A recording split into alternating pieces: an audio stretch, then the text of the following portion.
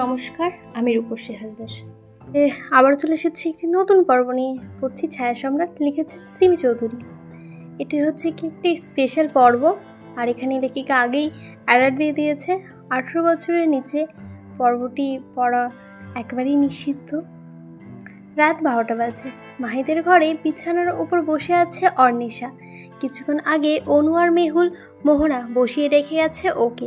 ঘরটা তেমন জাঁকজমকপূর্ণভাবে সাজানো নেই, শুধু বিছানার সাদা চাদরের ওপর গোলাপের পাপড়ি দিয়ে লাভ শেপ তৈরি করা, আর ঘরের চারদিকে হাফ শেপ ক্যান্ডেলের নরম আলো জ্বলছে। ক্যান্ডেলের আলো আর বেড সাইড টেবিলে রাখা ল্যাম্পের হালকা আলোয় ঘরটা যেন কেমন মোহনীয় হয়ে আছে।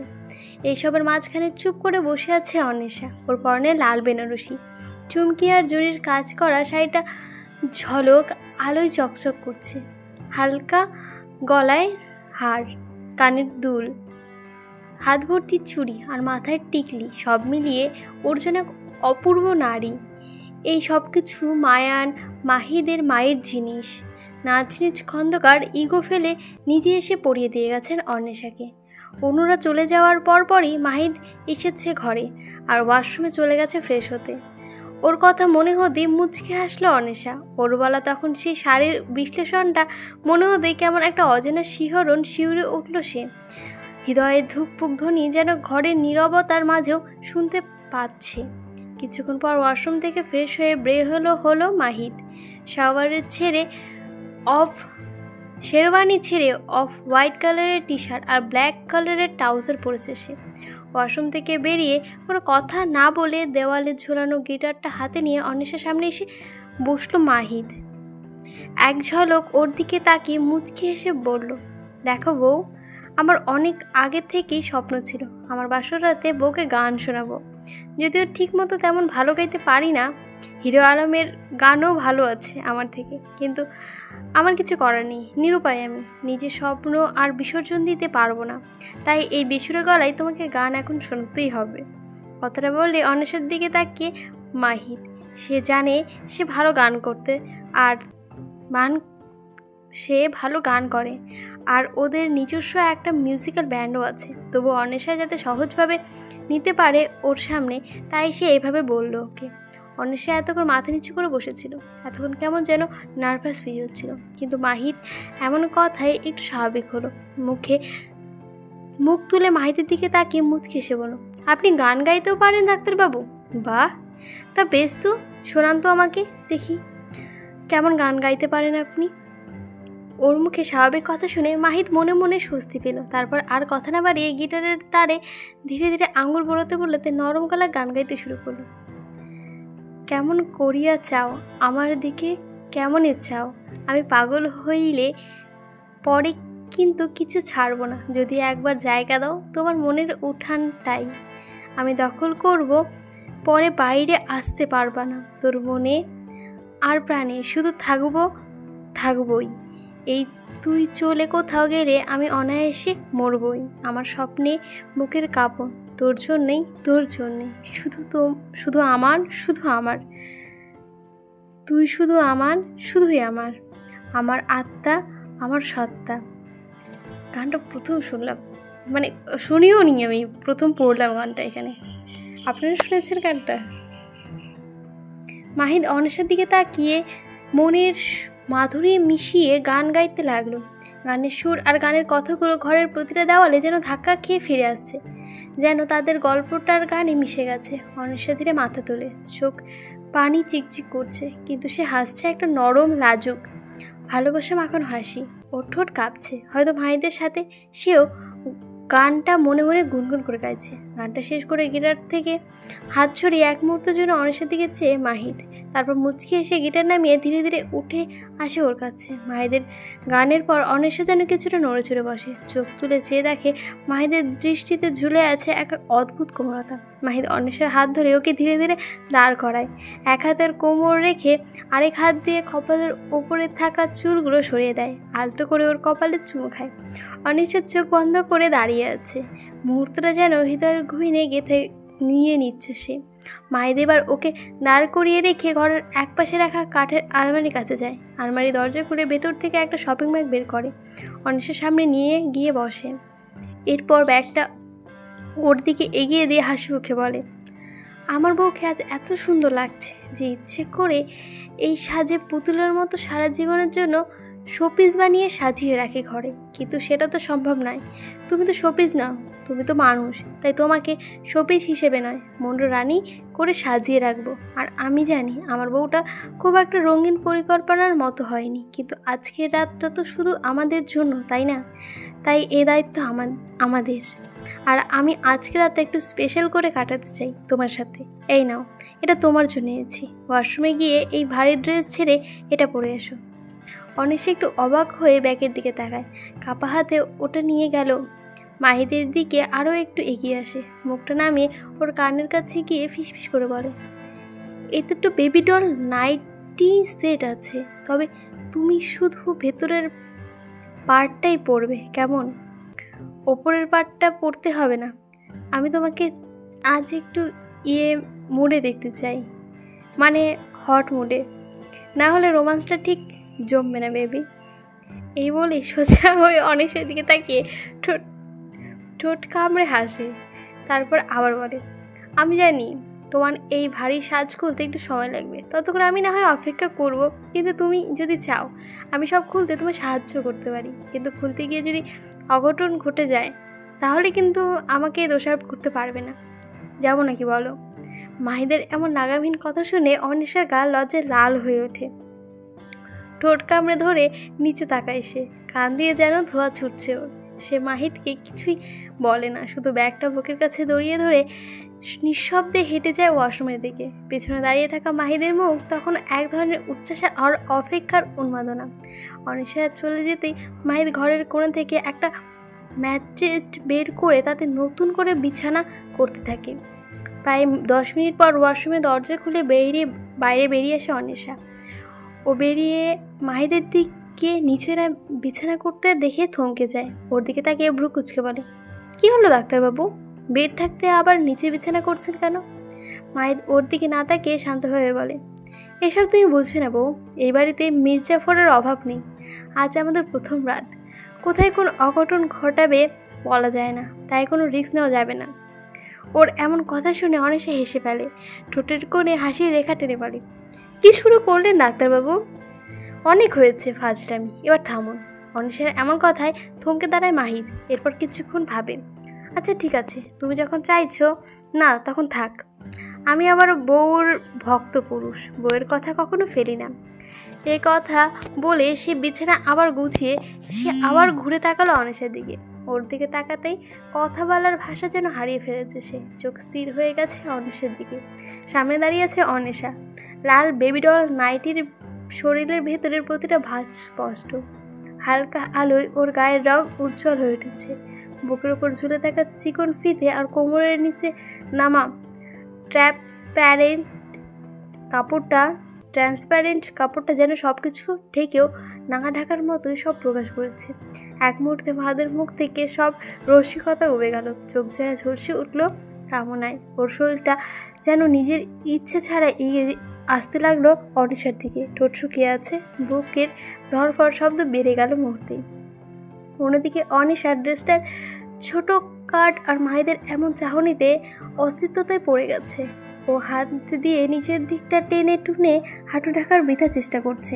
মাহিদ ধীরে ধীরে এক পা করে এগিয়ে আসে ওর দিকে, চোখে পাগল করা এক ঝলক আকর্ষণ।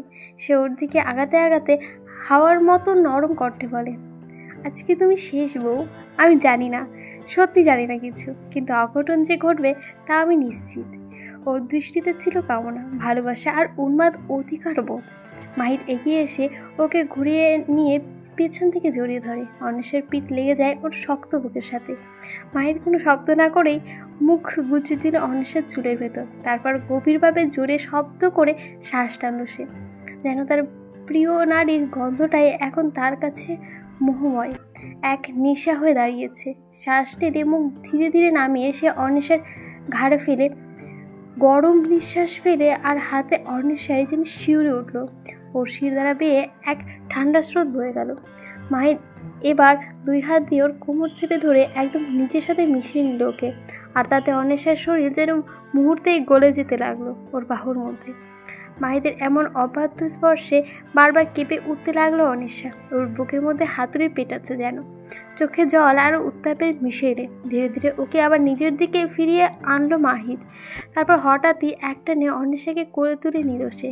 অনিশ্চা চমকে উঠল, কিন্তু ওর ঠোঁটে হালকা একটা রাজুক হাসি। ওকে কোলে নিয়ে বিছানায় গিয়ে ধীরে ধীরে ওকে শুয়ে দিল মাহিদ। এমনভাবে রাখলো যেন কোনো নরম ফুলকে বিছানায় রাখা হচ্ছে। নরম বিছানার পরে অনিশ্চার শরীরটা হালকা কেঁপে ওঠে। এক মুহূর্তে আর কিছু একটা অপেক্ষা না করে মাহিদের চোখ ধেয়ে গেল অনিশ্চার গলায়। সে একটা নিয়ে ওর বেবি ডল নাইটি স্ট্রিপ খুলে ফেলল। এক পলক থেমে চেয়ে দেখল ওর উন্মুক্ত গলা, বুকের নরম ঢেউ আর ঘামের মিশ্র গন্ধে পাগল করা শরীরটা। এরপর হঠাৎ করে ওর উন্মুক্ত গলায় মুখ ডুবিয়ে দিল মাহিদ। দীর্ঘ একটা চুম্বন বসালো তাতে, যেন মনের হাজার অনুভব এক চুম্বনে অনিশ্চাকে জানিয়ে দিল সে। অনিশ্চা চোখ বন্ধ করে শ্বাস ফেলছে। ভেজার ঠোঁট দুটো কামড়ে ধরেছে, যেন শব্দ বের না হয়। মাহিদ গলা থেকে মুখটা ধীরে ধীরে তুলে আনলো অনিশ্চার মুখের দিকে। ঠোঁটের কাছাকাছি এসে থেমে গেল এক পলক। তারপর অনিশ্চার মুখের দিকে চেয়ে তাকিয়ে রইল, যেন অনুমতি চাইলে সে অনিশ্চার থেকে। ওর এমন চাহনি দেখে অনিশ্চার চোখ বুজে ফেললো, আর তাতে মাহিদ মুছিয়ে আসলো। ওর বুঝতে বাকি রইল না সে অনিশ্চার হাসির মাধ্যমে ওকে সম্মতি দিয়ে দিয়েছে। তারপর আর এক মুহূর্ত অপেক্ষা না করে অনিশ্চার ঠোঁটজোড়া নিজের দখলে নিয়ে নিল সে। এক দীর্ঘ নরম আগুন মাখা চুরমনে ডুবে গেল দুজনের আত্মা। পরের বাতাস হঠাৎ ভারী হয়ে উঠল। নিস্তব্ধতা ভেঙে গেল দুটো মানুষের শ্বাস আর প্রশ্বাসের শব্দে। প্রায় অনেকটা সময় পেরিয়ে যাওয়ার পর মাহিদ ওকে ছেড়ে দেয়, আর ছাড়া পেতেই অসুস্থ রোগীর মতো হাঁপাতে থাকে অনিশ্চা। কিন্তু সেদিকে মাহিদের খেয়াল নেই। আজ সে যেন পাগল হয়ে গেছে। বিছানায় শুয়ে থাকা অনিশ্চার গায়ে তখনও পাতলা ওই বেবিডল নাইটিটির শেষ অংশটুকু ঝুলছে। পাতলা কাপড়ের নিচে কাঁপতে থাকা ওর বুক আর পেটের ওঠানামা দেখে মাহিদের শ্বাস ভারী হয়ে ওঠে। সে এবার ধীরে ধীরে উপরে উঠে আসে, নিজের শরীর অনিশ্চার শরীরের উপর রেখে এক হাতে ওর হাত দুটো চেপে ধরে, অন্য হাতে ওর মুখটা নিজের দিকে ঘুরিয়ে আনে। তারপর অনিশ্চার ঠোঁটজোড়া আবারও নিজের দখলে নিয়ে জড়িয়ে যায় এক গাঢ় তীব্র চুম্বনে। এবার একটু ভেজা, একটু গভীর আর একটু কামনা মাখা আবদারে। কিছুক্ষণ পর আবার ওকে ছেড়ে দিল। ও নাইটের ফিতে দুটো আস্তে করে টেনে নামিয়ে দিল। কাপড়টা সরে গিয়ে ওর বুক পেট নেমে আসে উন্মত্ততা। গভীর একটা নিঃশ্বাস ফেলে মাহিদ তারপর ঠোঁট নামিয়ে দেয় গলার ভাঁজে। কাঁধে বুকের পাশ ঘেঁষে চুমুর সাথে সাথে এক শরীরের প্রতিটা অংশের স্পর্শের আগুনে ছড়িয়ে দেয়। অনিশ্চার ঠোঁট থেকে রুদ্ধ গলায় শব্দ বেরিয়ে আসে। ওই আঙুলগুলো বিছানার চাদরে কেঁপে ধরে। মাহিদের ঠোঁট এবার বেয়ে নামে বুকের দিকে।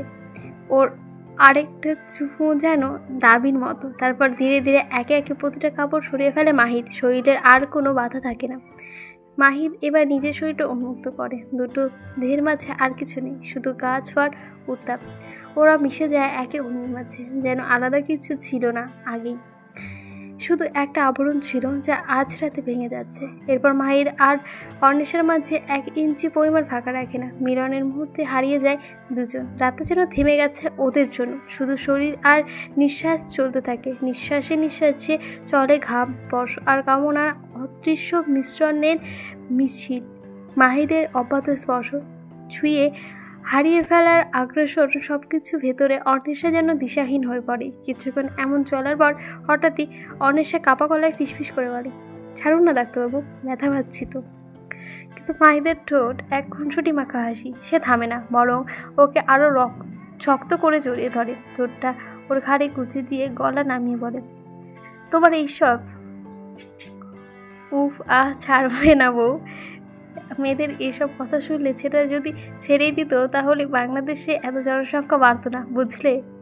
একটু থেমে ওর চোখে চোখ রেখে কাপা গলায় আবার বলে, একদম ছাড়তে বলবে না বউ, আমার এখন এসব ইয়ে পাচ্ছে। আমাকে আমার কাজটা করতে দাও, আর তুমি নিজের মতো করে এনজয় করো প্লিজ বউ, আর একটু। এই বলে মাহিদ আবারও নেমে পড়ে নিজের কাজে।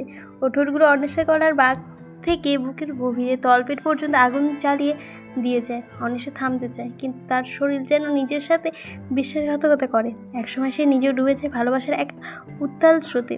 শুধু দেহের প্রতিক্রিয়া, শ্বাসের ছন্দ আর তীব্র সুখের আবেগ ওকে ভাসিয়ে নিয়ে যায় এক অবিস্ময়কর রাতে। রাত 3টা বাজে। ঢাকা শহর থেকে একটু দূরে এক পরিত্যক্ত ফ্ল্যাটের বেসমেন্ট, অন্ধকার স্যাঁতস্যাঁতে আর ধোঁয়াটে ঘরের ভেতর সস্তা আতরের গন্ধ ছড়িয়ে আছে। বিছানার চাদর এলোমেলো, আর তার ঠিক মাঝখানে অর্ধ উলঙ্গ গায়ে মদের গন্ধ মাখানো অবস্থায় পড়ে আছে পতিতালয় থেকে আনা মেয়ে দুটো, জড়িয়ে গভীর ঘুমে মগ্ন হিটলার। বাইরে বেসমেন্টে দরজায় পাহারা দিচ্ছে দুজন তরুণ ছেলে। এই পুরো ফ্ল্যাটের কাগজপত্র সেই রহস্যময় ছায়ামূর্তির নামে প্রতিলিপ্ত। তাই এখানে কে এলো কে গেল কেউ খোঁজ রাখে না। শহরের বাইরে হাওয়াতে তেমন কোনো লোকজন কিংবা পুলিশ ঝামেলা নেই। তাই এই ফ্ল্যাটের বেসমেন্টে নিজের আস্তানা হিসেবে বেছে নিয়েছে হিটলার। হঠাৎ করেই কাছে কোথাও গুলির শব্দে ঘুম ভেঙে গেল হিটলারের। চমকে ওঠে সে, এত রাতে গুলির শব্দ পেয়ে। এই মেয়ে দুটোকে নিজের বিকৃত লালসার শিকার বানাতে গিয়ে একের পর এক মদের বোতল খালি করেছে সে, আর এখন তার রেশ ওর মাথায় চেপে বসেছে। সে তাড়াহুড়ো করে উঠে বসে, চোখ দুটো ঘুমে না হওয়ার জন্য আগুনের মতো জ্বলছে। বিছানা থেকে নেমে ঢুতে ঢুতে টেবিলের ওপর রাখা নিচের কালো সেফটি রিভলভারটা দ্রুত তুলে নেয় সে। এরপর এমন আবারও গুলির আওয়াজ শুনে গুলির আওয়াজটি ভেসে আসে। এবার আরও কাছ থেকে সেই শব্দ শোনা যায়। সে শব্দে মেয়ে দুটো জেগে যায়। বিছানা থেকে নেমে বেসমেন্টের এক কর্নারে গিয়ে ভয়ে দুজনে জড়িয়ে ধরে কান্না শুরু করে দেয়। ওদের এমন কান্নায় রেগে যায় হিটলার।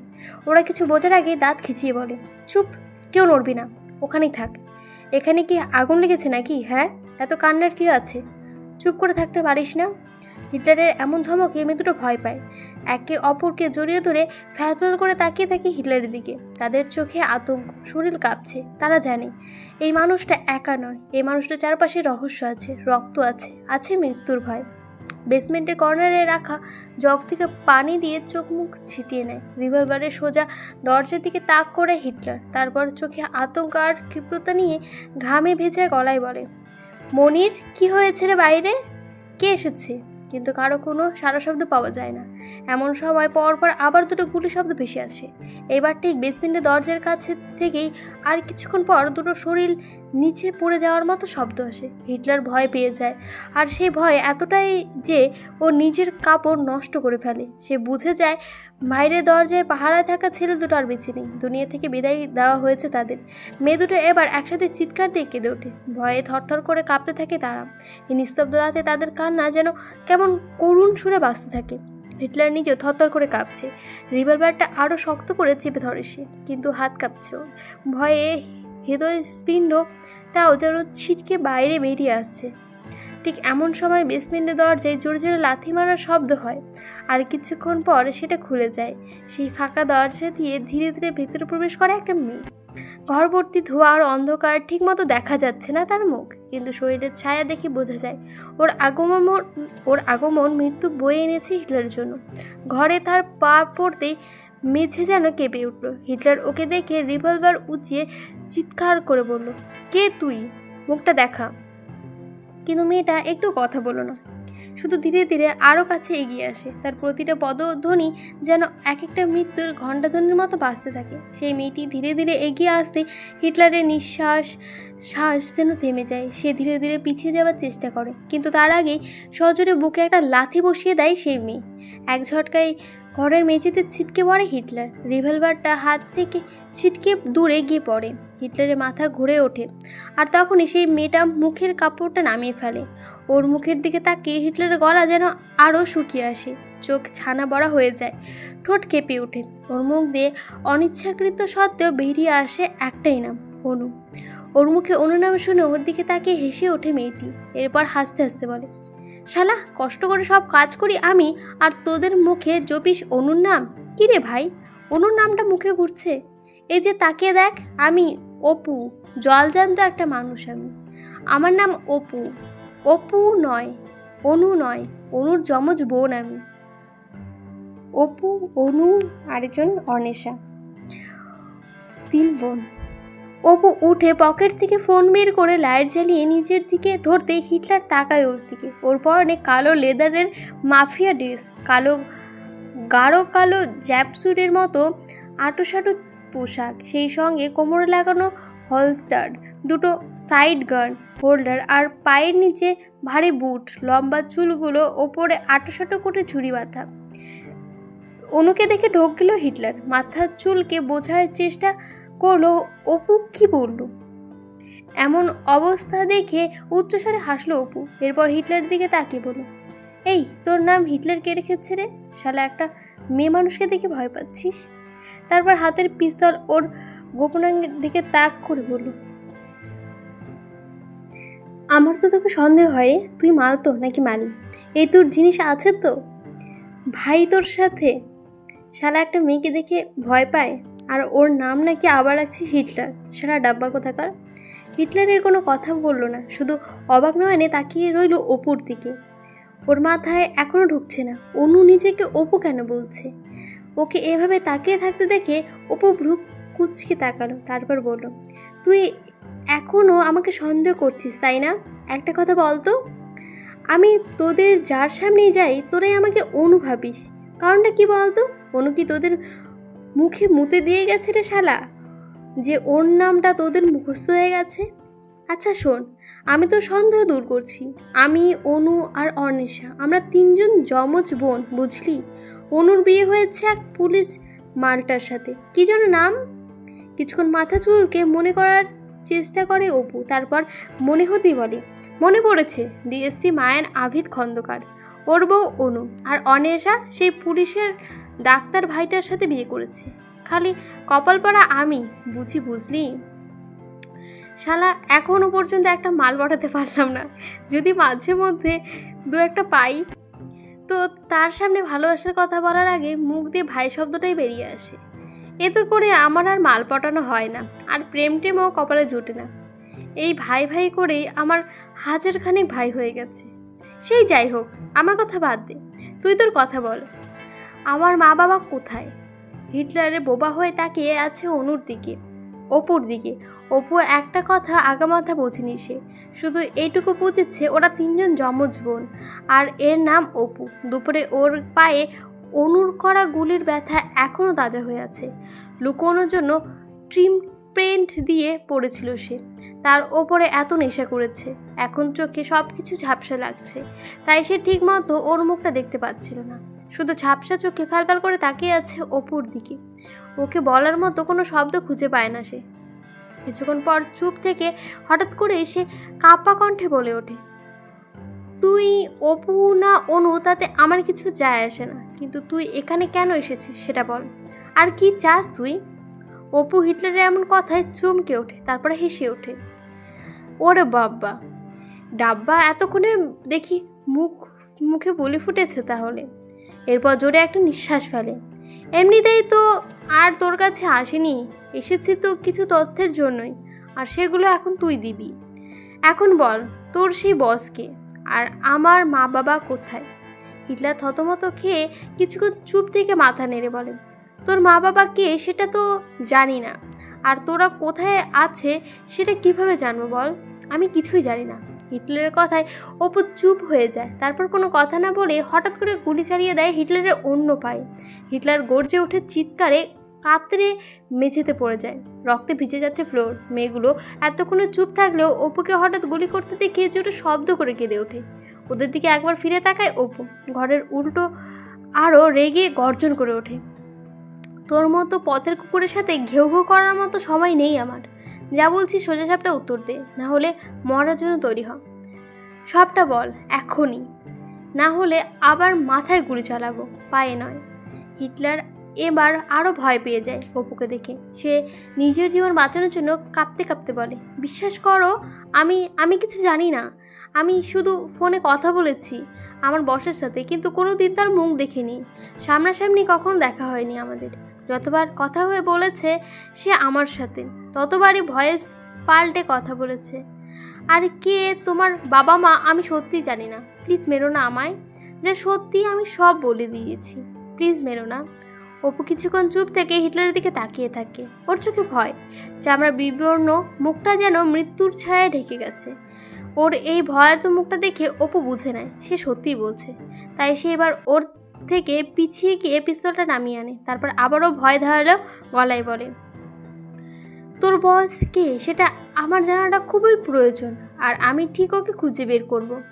আর সাথে আমার বাবা মাকেও খুঁজে বের করব। কিন্তু এসব কাজে তুই আমাকে সাহায্য করবি। তোর বসের সাথে কথা বলে আমার বাবা মায়ের সন্ধান দিবি। কোনো চালাকি করবি না।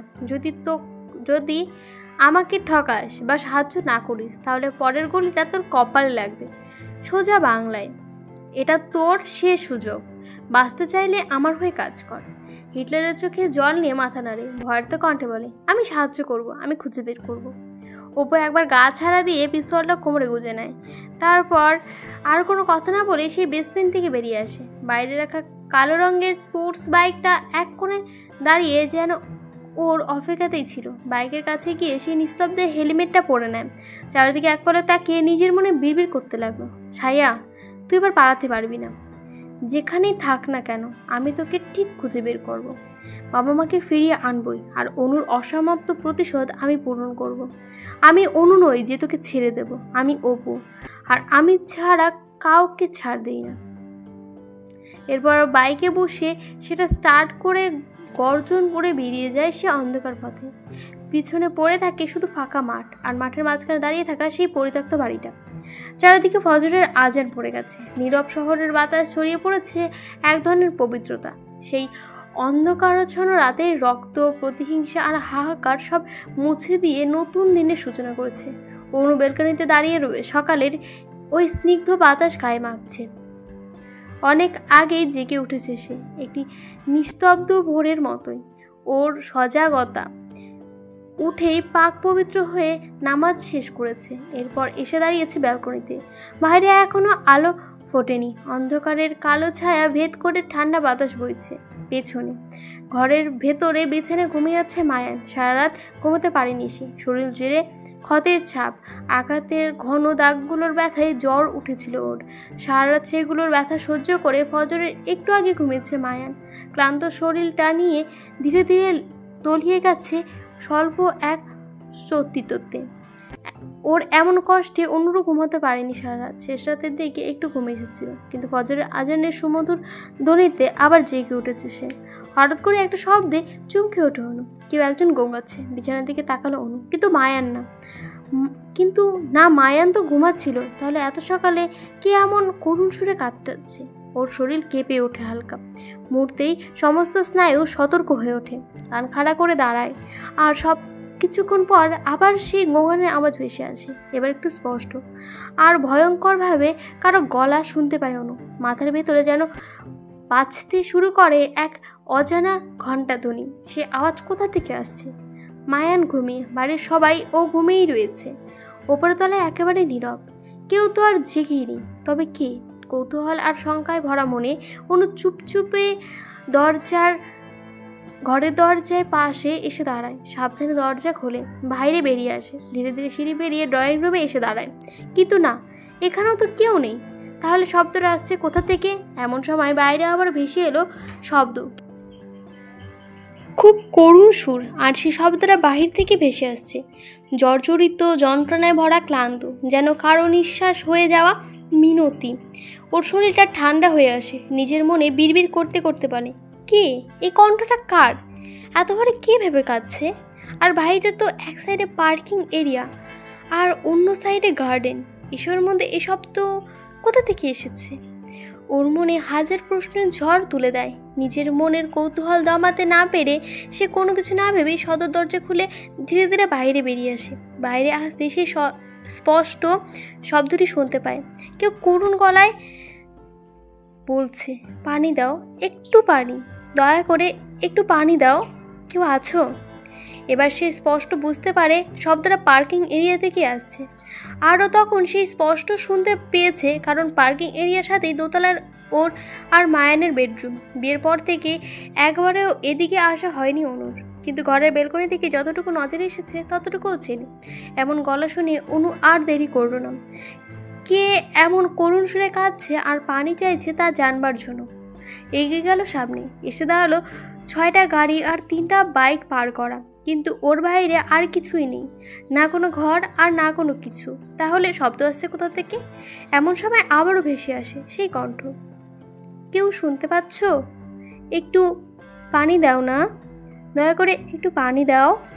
অরুণ চমকে উঠল, মনে হচ্ছে শব্দটার মাথার ভেতরে থেকে আসছে, কারণ এখানে তো কেউ নেই। হঠাৎ করে পানি পড়ার মতো টুপটাপ আওয়াজ আসলো, আর সেটা একদম ওর সামনে থেকে, কিন্তু সামনে তো কিচ্ছু নেই, একদম শুধুমাত্র একটা দেওয়াল ছাড়া। তাহলে কি দেওয়ালের আড়ালে কিছু আছে? এমন ভয়াবহ গা শিউরে উঠল অনু। সে সন্দেহবশত দেওয়ালের টোকা দিতে সেটাতে কেমন ঠকঠক শব্দ হলো। সিমেন্টের দেওয়াল তো ঠকঠক শব্দ হওয়ার কথা না। কিছুক্ষণ মনোযোগ দিয়ে ভাবতে ওর মাথায় জট খুলে গেল।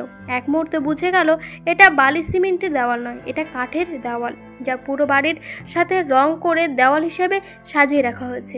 অনু চারিদিকে তাকিয়ে খুঁজতে লাগলো সেটা দরজা, কোনো দিকে হাতে পারে।